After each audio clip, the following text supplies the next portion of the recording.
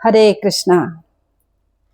तो हम पढ़ रहे हैं श्रीमद् भागवत महापुराण चतुर्थ स्कंद और आज है चतुर्थ स्कंद का भाग 6 और कथा का नाम है पुरंजन की कथा।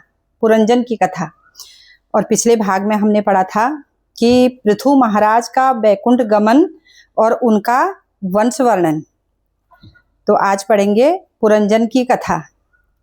तो आइए थोड़ा मंगलाचरण के साथ फिर कथा शुरू करते हैं। ओम अज्ञानतिमिरान्धस्य ज्ञानाञ्जनशलाकया चक्षुरुन्मीलितं येन तस्मै श्रीगुरुवे नमः।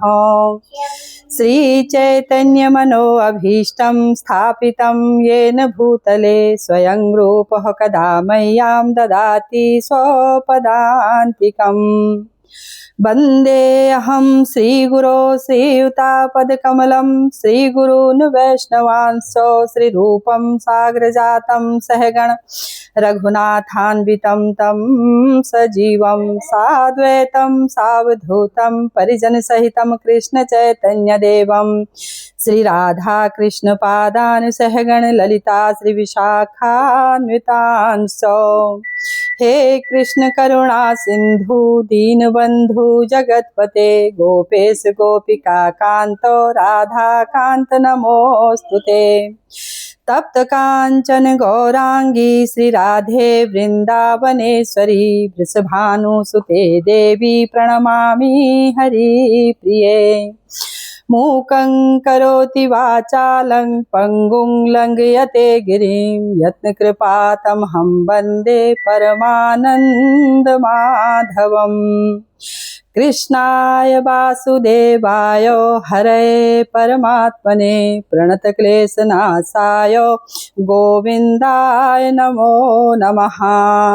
नमः ओं विष्णुपादाय कृष्णप्रेष्ठाय भूतले श्रीमते भक्तिवेदान्त स्वामिन इति नामिने। नमस्ते सारस्वते देवे गौरवाणी प्रचारिणे निर्विशेष शून्यवादी पाश्चात्य देश तारिणे। जय श्री कृष्ण चैतन्य प्रभु नित्यानंद श्री अद्वैत गदाधर श्रीवासादि गौर भक्त वृंदा। हरे कृष्णा कृष्णा कृष्णा हरे हरे, हरे राम राम राम हरे हरे। हरे कृष्णा कृष्णा कृष्णा हरे हरे, हरे राम राम राम हरे हरे।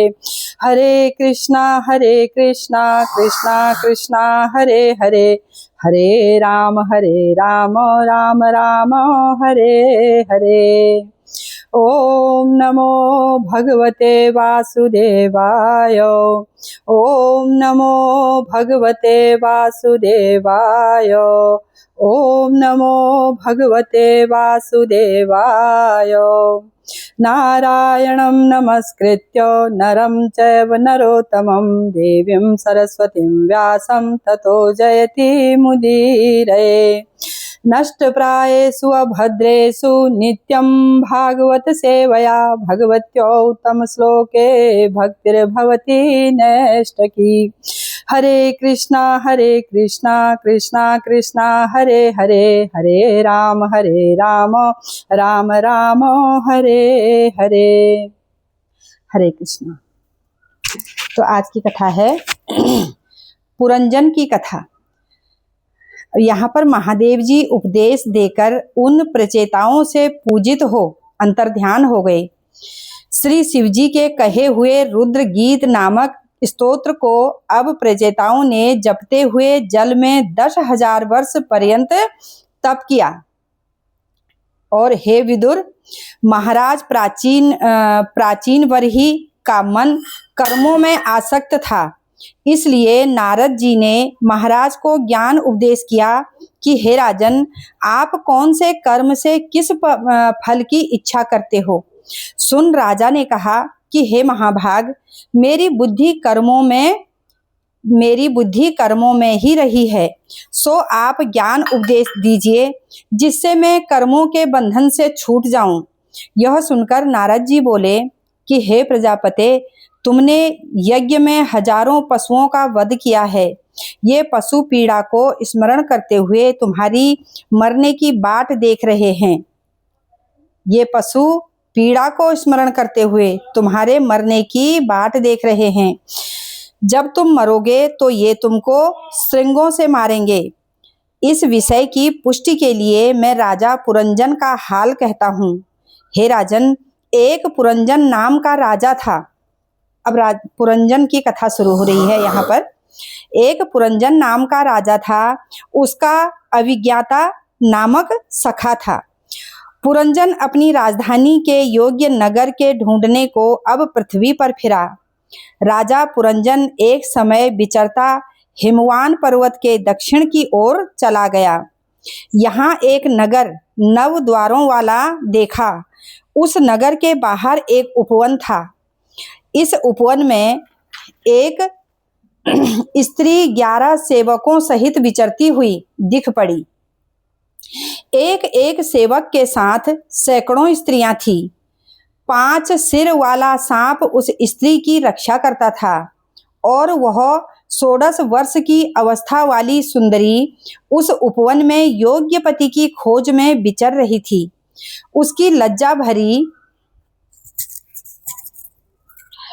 लज्जा भरी मुस्कान से चंचल नयनों वाली की घूमती हुई भ्रकुटी रूप धनुष से, नेत्रों की बनी हुई रूप पंख वाले कटाक्ष रूप वाणी से राजा पुरंजन बिंद गया। मोहित होके राजा उससे पूछने लगा कि हे कमल नयनी, तुम कौन हो? इस उपवन में क्या करना चाहती हो? सो मुझसे कहो। ये 11 भट्ट तुम्हारे कौन हैं? इनमें 11वां बड़ा बलि जान पड़ता है। इसका क्या नाम है? यह सैकड़ों स्त्रियां कौन हैं? और यह 5 सिर वाला सर्प कौन है? तुम मुनि के युक्त दिख पड़ती हो। इस वन में किसकी खोज में विचर रही हो? जो प्रीतम होगा उसके मनोरथ तुम्हारे चरणार बिंद के प्रभाव से परिपूर्ण हो जाते होंगे। हे वारद, तुम देवांगना स्त्रियों में से नहीं हो, क्योंकि देवांगना पृथ्वी का स्पर्श नहीं करती हैं और तुम पांवों से भूमि का स्पर्श कर रही हो। इसलिए तुम मुझ सूर के साथ रह इस नगर को सुशोभित करो। श्री नारद जी कहते हैं कि हे वीर, इस प्रकार पुरंजन उस नारी के सम्मुख प्रार्थना कर रहा था। तब वह सुंदरी भी राजा को देख मोहित हो गई और आदर पूर्वक उसकी प्रार्थना स्वीकार कर बोली कि हे पुरुषोत्तम, मैं अपने उत्पन्न कर्ता को अच्छी तरह नहीं जानती कि हम सबको किसने उत्पन्न किया है। मैंने जब से होश संभाला है उस दिन से इस पुरी को ही जानती हूँ। मैं यह भी नहीं जानती कि मेरे रहने की पुरी किसने बनाई है। ये 11 पुरुष मेरे मित्र हैं और यह स्त्रियां मेरी सखियां हैं। जब मैं सो जाती हूँ तब यह 5 सिर वाला नाग इस नगर की रक्षा करता है। आपका आगमन बहुत अच्छा हुआ। जो सांसारिक विषय भोगों की इच्छा रखते हो, तो मैं अपने बंधुओं और इन स्त्रियों को साथ ले तुम्हारे स्नेह को पूरा करूंगी। हे विभो, मेरे दिए विषय भोगों को भोगते हुए 100 वर्ष तक मेरी रमणीक नगरी में वास करो। हे राजन, आप सरीखे पति को पाकर ऐसी कौन स्त्री है जो आपको ना वरे? नारद जी कहते हैं कि हे राजन, इस प्रकार वे दोनों परस्पर प्रेममयी बातें कर रहे थे। तदंतर सुंदरी का हाथ पकड़ पुरंजन उस नगर में प्रवेश कर आनंद करने लगा। उस नगर में 7 द्वार ऊपर और 2 द्वार नीचे हैं। वहाँ 5 द्वार पूर्व को, 1 दक्षिण को, 1 उत्तर को, 2 पश्चिम को थे। हे राजन, अब इनके नाम कहता हूँ। पूर्व की ओर खद्धोता और अविर्मुखी 2 नेत्र हैं। इनसे पुरंजन राज विभ्राजित नाम देश रूप, मेंधुमान नाम चक्षु इंद्रिय मित्र के साथ सैर को जाता है। नलिनी और नलिनी नाम नाक, दो द्वार पूर्व की ओर हैं।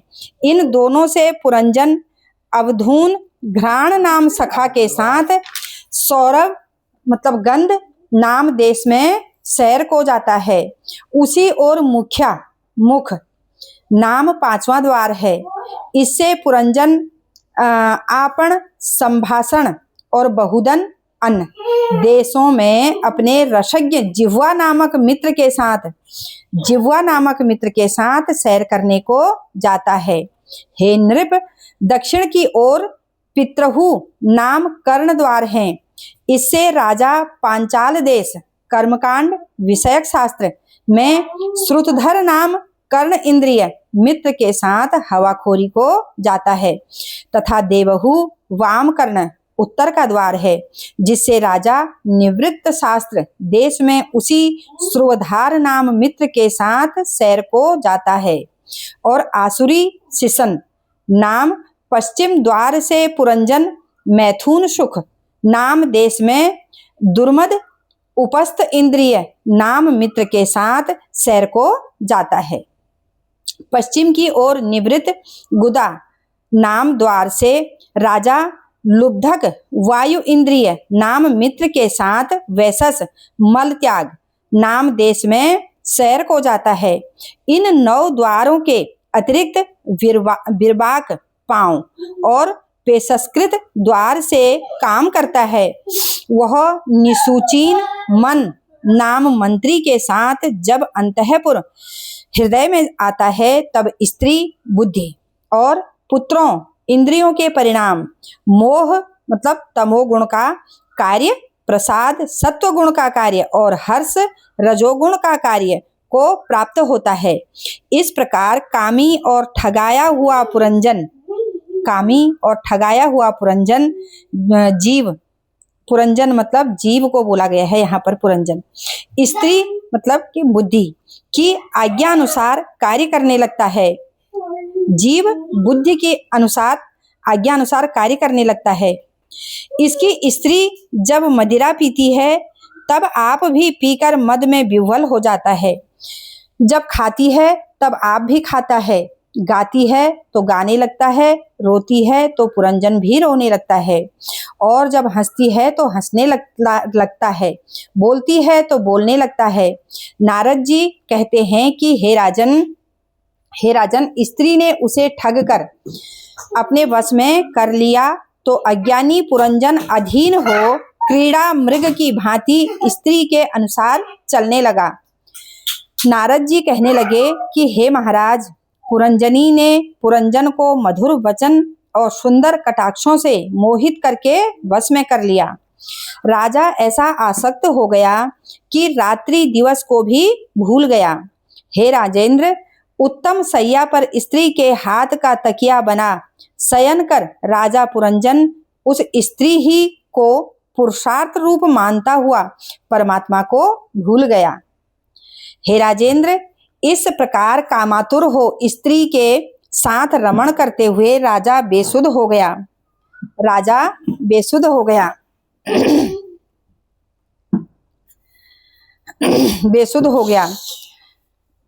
इन दिनों में पुरंजन की स्त्री से 1100 पुत्र उत्पन्न हुए और 110 कन्याएं हुई। वे कन्याएं माता पिता के यश को बढ़ाने वाली गुण युक्त थी। फिर पुरंजन ने पुत्रों और पुत्रियों के विवाह कर दिए। अनंतर एक एक पुत्र के 100 पुत्र हुए। उससे पुरंजन का वंश बहुत बढ़ गया। घर में धन पुत्र पौत्रों के वशीभूत हो मोह जाल में फंस यह राजा बंधन में फंस गया। फिर पुरंजन ने दीक्षा लेकर यज्ञों से देवता पितर आदि सबों का भजन किया। पुरंजन की वृद्धा अवस्था आ पहुंची, जो यौवन मत स्त्रियों को अप्रिय है। उस समय गंधर्वों के राजा चंडवेग के पास 360 गंधर्व निवास करते थे और उन गंधर्वों की 360 स्त्रियां थीं, जिनमें आधी काली आधी श्वेता थी। उन्होंने पुरंजन की नगरी को घेर लिया। उन्होंने नगरी को लूटना चाहा, नगरी को लूटना चाहा, परंतु 5 सिर वाले सर्प ने नगरी को लूटने नहीं दिया। वह बलवान नाग 100 वर्ष तक पर्यंत युद्ध करता रहा। जब युद्ध करने पर वह थक गया, तब उसने चिंता युक्त हो पुरंजन को चेतावनी दी, परंतु पुरंजन स्त्री के वशीभूत हुआ। अपने देश के छिन जाने व शत्रु के आने के भय से भी भयभीत नहीं हुआ। हे राजन, वो गंधर्व नगर लूटना चाहते ही थे कि काल कन्या अपने लिए वर ढूंढती हुई विचर रही थी, परंतु किसी ने उसको अंगीकार नहीं किया था। पहले उससे राजा पुरु ने पिता के कहने से विवाह किया था, तब उसने राजऋषि पुरुष को राज्य दिया। एक समय फिरती हुई यह काल कन्या मार्ग में मुझे मिली। वो यद्यपि मुझे जानती थी, तथापि कामदेव से मोहित हो मेरे समीप आई और बोली कि नारद, तू मेरे साथ विवाह कर ले। मेरे मना करने पर उसने मुझे शाप दे दिया कि हे मुने, तुम सर्वदा विचरते ही रहोगे। तब मैंने उपदेश किया कि तुम यवनपति भय को जाकर वरो। यह सुनकर वह राजा भय के पास गई और बोली कि हे वीर, मैं तुमको अपना पति बनाना चाहती हूँ। हे मंगल स्वरूप, तुम मुझे अंगीकार करो। काल कन्या का वचन सुनकर राजा कहने लगा कि हे कन्ये, अपनी ज्ञान दृष्टि से मैंने तेरे लिए पति नियत कर दिया है। तू श्रेष्ठ पुरुषों के अयोग्य है। तू गुप्त रीति से सब संसार को भोग, किसी को ना जान पड़े कि यह कहाँ से आई है। अब तू हमारी सेना साथ लेकर चली जा। यह कालज्वर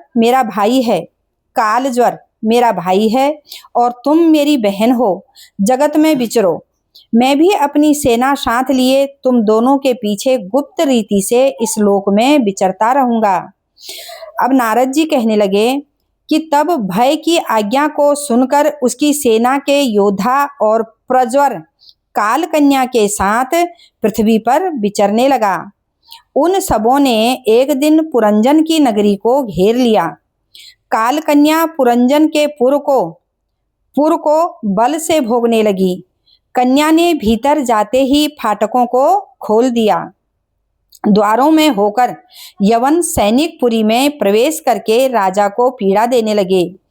इस अपनी नगरी को क्लेशित देख पुरंजन व्याकुल हो तापों से पीड़ित होने लगा। काल कन्या के संसर्ग से पुरंजन कांतिहीन बुद्धि रहित हो गया।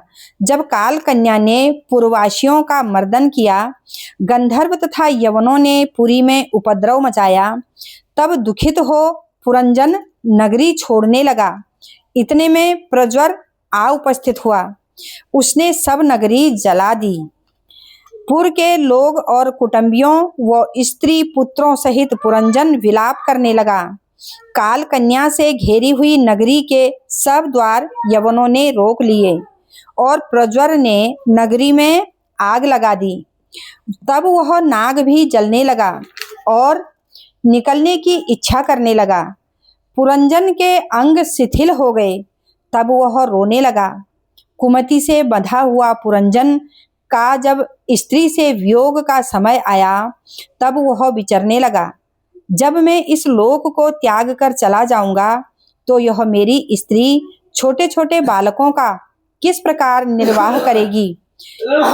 इतने में पुरंजन को यवन राज की आज्ञा से बांधकर यवन लोग अपने घर की ओर ले चले गए। तब शोकाकुल हो हाहाकार करते हुए कुटुंबी उसके पीछे दौड़े। जब यवनों ने नाग को तंग कर दिया, तब वह भी नगरी त्याग कर चला गया। तब उसके निकलते ही वह नगरी नष्ट होकर पंचतत्वमय हो गई। जिस समय बलवान यवनराज इसको पकड़कर ले जाने लगा, तो भी उस अज्ञानी को अपना पूर्व मित्र स्मरण नहीं आया। उस पुरंजन ने जिन पशुओं को मारा था, वे सब क्रोधित होकर उसके शरीर को कुल्हाड़ी से काटने लगे।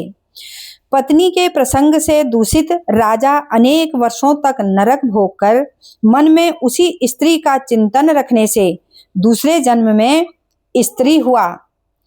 विदर्भ राज सिंह के घर में जाकर इसने कन्या का जन्म पाया। इस विदर्भ कन्या के स्वयंवर में दक्षिण देश में प्रसिद्ध पांड्य राजा आकर सब राजाओं को युद्ध में जीतकर कन्या को विवाह कर ले गया। अनंतर पांड्य राजा ने उस विदर्भी नामी स्त्री से मनोहर कन्या उत्पन्न की और फिर 7 पुत्र हुए। इन 7 पुत्रों में से एक एक के अनेक सुत हुए। पांड्य राजा की कन्या श्यामा नाम की थी। उसका विवाह अगस्त्य मुनि के साथ हुआ। उससे दृढ़च्युत पुत्र हुआ। उसके ईर्धमवाह नाम पुत्र हुआ। फिर वह पांड्य राजा पृथ्वी को अपने बेटों में बांटकर भगवान की आराधना करने की इच्छा से कुचालन पर्वत पर जाने लगा। तब वह वेदर्भी घर श्रुत और अपने पति के साथ चलने लगी। वहां चंद्रवसा, ताम्रपणी, वटोदका नाम की नदियां बह रही थी। उनके पवित्र जल से मंजन कर दोनों ने अंतःकरण के मल को धो डाला। कंद बीज, मूल, फल, पत्र, घास तथा जल से निर्वाह करता हुआ राजा तप करने लगा।